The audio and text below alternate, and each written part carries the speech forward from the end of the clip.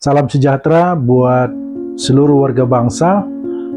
Pasca penangkapan dan penetapan sebagai tersangka beberapa orang hakim dan juga beberapa pengacara, juga ada pegawai dari pengadilan, yaitu Panitera Muda Perdata, bermunculan masukan-masukan yang tentunya masukan-masukan ini patut juga untuk didengar dan diperhitungkan. Nah, akan tetapi kalau kami melihat pasca penangkapan dan penetapan tersangka beberapa orang hakim dan juga panitera muda pengadilan ditambah dengan beberapa orang pengacara, itu membuat pemberitaan tentang kasus-kasus korupsi di Indonesia itu semakin ramai. Jadi ada beberapa dari hasil pembicaraan atau dari hasil wawancara yang dilakukan oleh televisi, kami mendengarkan masukan-masukan itu tentu memang bertujuan bagaimana supaya korupsi yang begitu menggila di Indonesia ini kalau tidak bisa dikatakan akan dinolkan, paling tidak diminimalisir seperti itu. Tapi masukan-masukan itu tentu harus bisa juga dipertimbangkan atau harus bisa digodok dengan baik dan matang. Salah satu masukan yang kami dengar adalah ketika wawancara Kompas TV dengan salah satu anggota Komisi 3 DPR RI, Bapak Hinca Panjaitan, kemudian dari peneliti Pukat UGM, Bapak Jainuri, kemudian Bapak Aswanto, salah satu guru besar hukum pidana Universitas Hasanuddin. Nah, apa yang mereka sampaikan itu tentu juga ada dalam pikiran orang banyak sebetulnya. Misalnya dikatakan di sana bahwa cara-cara untuk mengurangi orang-orang melakukan tindak pidana korupsi itu yaitu misalnya adanya pengawasan. Yang kami dengar misalnya dari Bapak Hinca Panjaitan mengatakan sebaiknya mulai sekarang hakim-hakim itu 24 jam dimonitor, seperti itu. Dengan beliau mengatakan dengan teknologi yang begitu canggih sekarang ini sebaiknya bisa dimonitor 24 jam. Ya, kalau masyarakat sih senang-senang saja, karena memang kita nggak tahu lagi bagaimana caranya untuk melakukan monitoring terhadap para hakim-hakim yang sedang memegang perkara atau sedang mengadili perkara. Nah, akan tetapi ada juga masukan dari Pak Aswanto misalnya, dikatakan bahwa gaji hakim ini terlalu kecil kalau dibandingkan dengan gaji hakim yang ada di Jepang, gaji hakim yang ada di Inggris dan lain-lain negara-negara maju. Sampai-sampai digambarkan bahwa kalau di Jepang itu katanya hakim baru masuk saja, hakim ya katakanlah masih hakim muda, itu sudah bergaji 140 juta. Nah, kalau misalnya di tingkatan ketua pengadilan negeri atau hakim tinggi, itu mereka sudah menerima sampai 400-an juta. Itu yang kami dengarkan.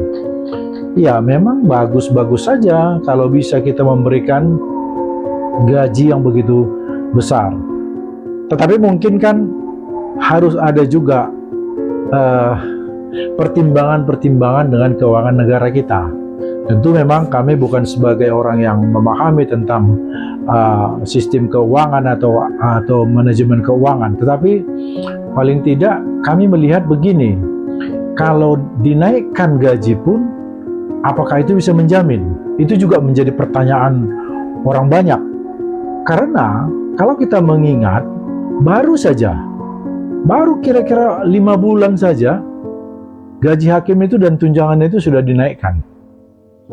Kalau tidak salah PP nomor 44 tahun 2024. Gaji hakim itu sudah dinaikkan.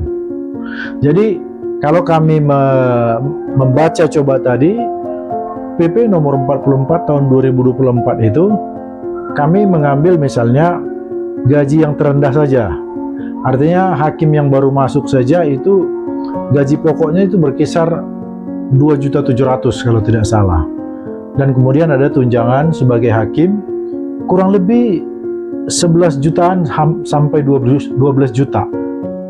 Nah, itu berarti hakim tingkat awal saja, hakim tingkat pertama dengan masa kerja yang relatif masih baru, mereka sebetulnya bisa membawa uang sekitar 14 jutaan untuk hakim yang masih baru.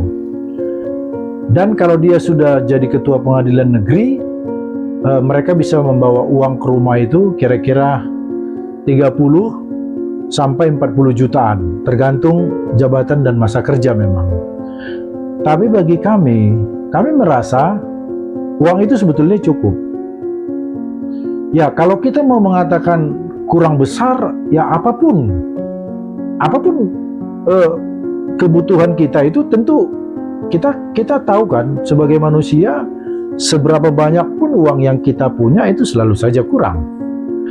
Bahkan yang lebih celaka sebetulnya, ketika gaji dinaikkan, sebetulnya pola hidupnya pun otomatis dinaikkan. Bahkan kadang-kadang menaikkan taraf hidup itu jadi 2 kali lipat dari gaji yang diterimanya. Itu yang lebih celaka sebetulnya menurut kami. Jadi berarti di sini bukan hanya persoalan banyaknya uang, tapi bagi kami persoalan yang paling dasar juga adalah karakter. Itu mungkin persoalan yang mendasar. Karakter yang ada pada kita adalah bahwa karakter kita tentang hidup mewah, tentang ingin menikmati keglamoran itu lebih tinggi. Jadi memang, ya kalau dikatakan ini seperti lingkaran setan, ya betul. Karena hampir kita tidak tahu dari mana kita akan memulai. Apakah dengan melakukan pengawasan yang ketat? Di satu sisi iya benar harus melakukan pengawasan yang ketat, atau di sisi lain kita juga harus menaikkan gaji. Yang bagi kami, menurut kami, maaf kalau kami katakan bahwa begitu banyak bangsa, begitu banyak warga kita di bangsa ini yang kalau kita melihat mereka dengan gaji 3 juta, 3,5 juta, bahkan kalau kami tidak salah, ada juga kok ASN yang bergaji mungkin cuma 5 juta sampai 7 juta. Kenapa mereka bisa hidup? Mereka bisa menyekolahkan anak-anaknya. Nah, jadi maksud kami adalah bahwa persoalan gaji menurut kami tidak juga jadi solusi. Tetapi karakter, watak dari kita, itu yang sangat penting kita benahi. Jadi kalau kita misalnya melihat, saya tadi coba searching, saya terus terang sangat penasaran, saya sangat geram melihat Direktur Pertamina Patraniaga dan konco-konconya yang kami dengar atau yang kami baca juga tadi, bahwa gaji mereka itu 1 bulan itu bisa 1 miliar lebih. Belum lagi ada tunjangan, fasilitas dan lain-lain, sampai kita membaca fasilitas-fasilitas itu pun terasa begitu banyak dan begitu panjang. Nah, bisa nggak kita membayangkan gaji orang yang per bulan 1 miliar lebih, itu korupsinya lebih gila-gilaan. Mereka bisa korupsi sampai 1.000 triliun. Ini kita belum tahu, sesuai nanti penghitungan dari BPK seperti apa jumlah kerugian negara.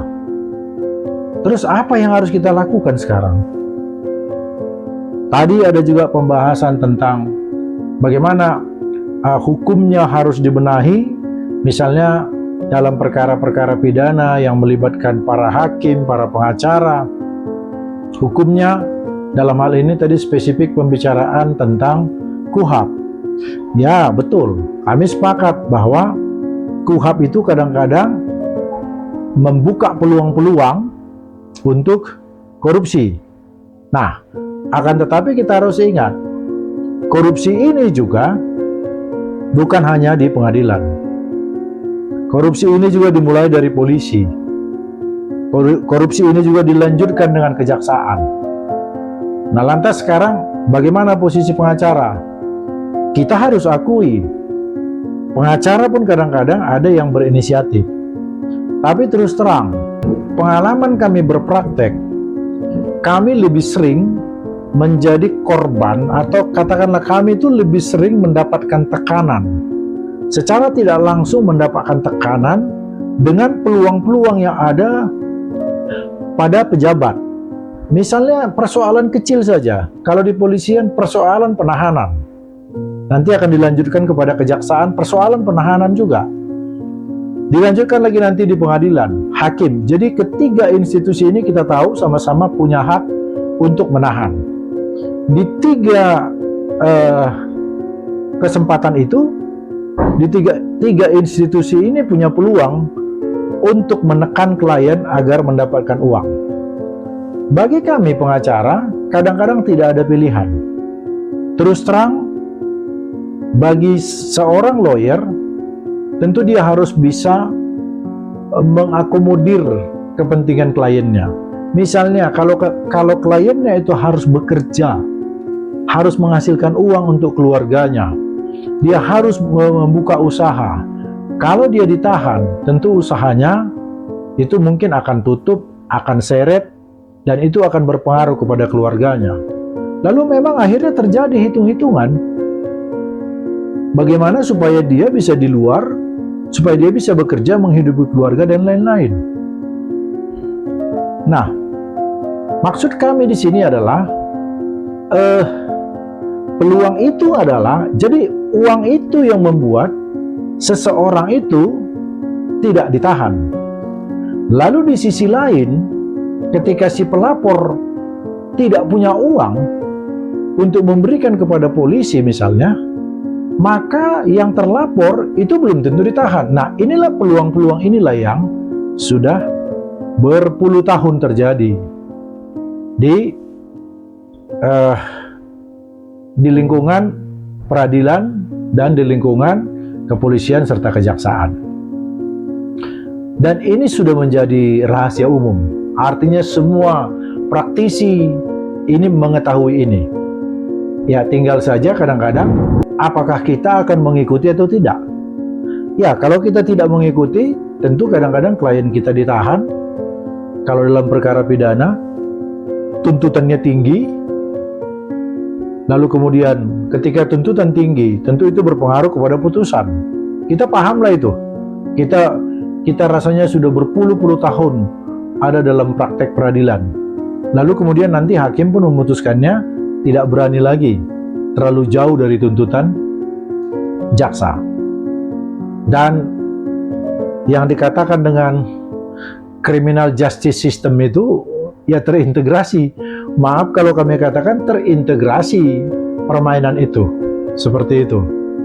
Sekali lagi, para pengacara juga banyak yang nakal, yang ikut di dalam integrasi itu.